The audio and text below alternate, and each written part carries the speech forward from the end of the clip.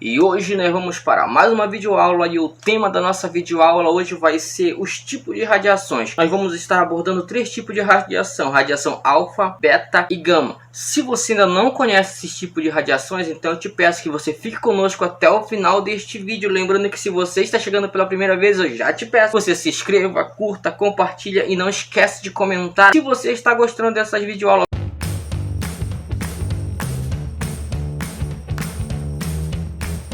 No final do século XIX, o cientista francês Henri Becquerel constatou que uma amostra de urânio de sulfato duplo de potássio e urânio desidratado apresentavam interessantes características. Becquerel viu que essa substância, quando exposto ao sol, emitia raios que impressionavam chapas fotográficas. Ele ainda verificou que não adiantava evitar a exposição ao sol, que acontecia a mesma coisa. Este fato não podia ser explicado por meio da fluorescência, devido à ausência da luz incidente. Então ele vai realizar vários experimentos com os dois sais, porém os resultados só eram verificados quando o urânio estava presente. Ele concluiu então que o responsável era o urânio, devido à emissão de raios invisíveis penetrantes até então desconhecido. Ele deu o nome inicial de raios de urânio e depois eles receberam o nome de raios de Becquerel em sua homenagem. Logo depois, Marie Curie, no final de 1897, passou a se interessar pelo fenômeno descoberto por Becquerel.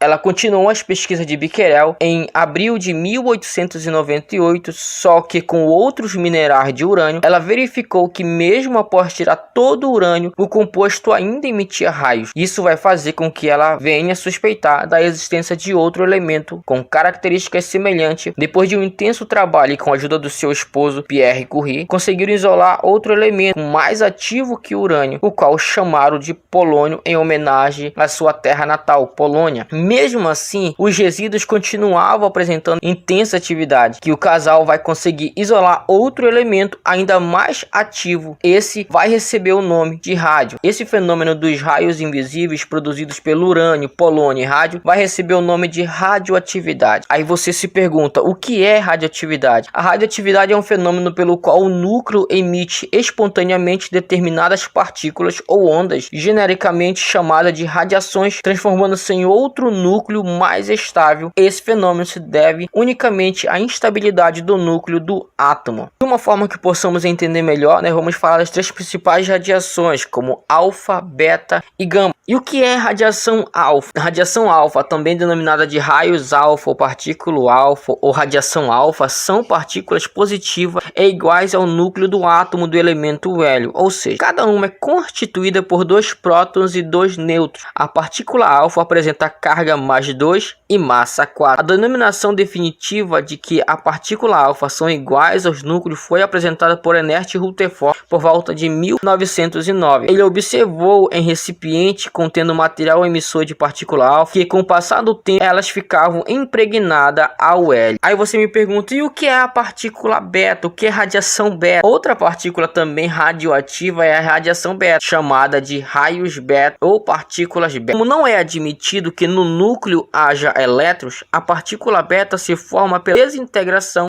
de nêutrons. Esse elétron é imediatamente expulso pelo núcleo, recebendo a denominação de partícula beta. O neutrino que se forma na desintegração do nêutron é uma partícula sem carga de massa, muito pequena. A sua formação visa conservar a quantidade de movimento.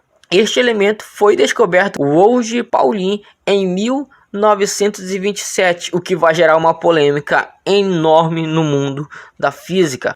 Aí você me pergunta, e o que é a radiação gama?